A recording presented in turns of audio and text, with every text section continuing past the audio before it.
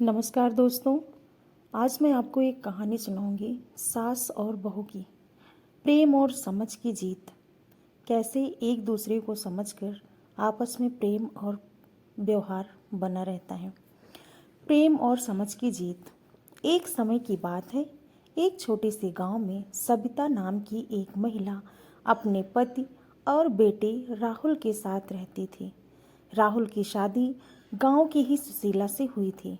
सबिता और सुशीला के रिश्तों में शुरुआत में कुछ तानातनी थी, जैसा अक्सर सास और बहू के बीच होता है। सुशीला नए घर में आते ही घर के कामकाज में लग गई।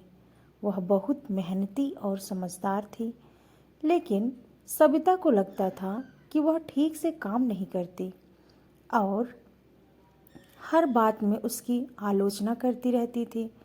सुशीला ने कई बार कोशिश की कि सबिता को खुश रख सके, लेकिन उसकी हर कोशिश नाकाम रही। एक दिन गांव में एक संत आए। गांव वाले ने उनके सत्संग का आयोजन किया। सबिता और सुशीला भी सत्संग में गई। संत ने अपने प्रवचन में कहा, रिश्ते को निभाने के लिए प्रेम, समझ और धैर्य की ज़रूरत होती है।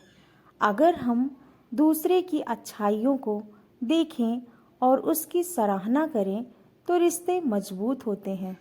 सबिता के मन में संत की बात गहराई से बैठ गई।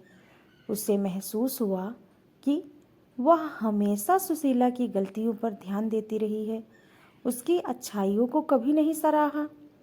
उसे अपनी गलती का एहसास हुआ और उसने तय किया कि वह अपने व्यवहार में बदलाव लाएगी। अगले दिन से सबिता ने सुशीला की मेहनत को सराहना शुरू कर दी। उसने देखा कि सुशीला कितनी मेहनत से घर का काम करती है और कितनी अच्छी तरह से सबको संभालती है। सबिता ने सुशीला को धन्यवाद कहा और उसे समझाया कि उसे उसकी मेहनत पर गर्व है। सुशीला ने भी सबिता के बदलते व्यवहार को देखा और महसूस किया कि सासू माँ को सिर्फ प्रेम और समझ की ज़रूरत थी। दोनों ने आपस में दिल खोल कर बातें की और एक दूसरे की भावनाओं को समझा। धीरे धीरे उनके बीच का मनमुटाव खत्म हो गया और उनका रिश्ता प्यार और सम्मान पर आधारित हो गया। गांव के लोग भी सबिता और सुशीला के बदलते रिश्ते को देखकर हैरान थे। उनकी कहानी गांव में मिसाल बन गई कि सास बहू का रिश्ता भी प्रेम और समझदारी से निभाया जा सकता है। इस तरह सबिता और सुशीला ने प्रेम और समझ की जीत से अपने रिश्ते को मजबूत बनाया और हमेशा एक दूसरे का साथ निभाया। दोस्तों, आप लोगों को यह कहानी कैसी लगी?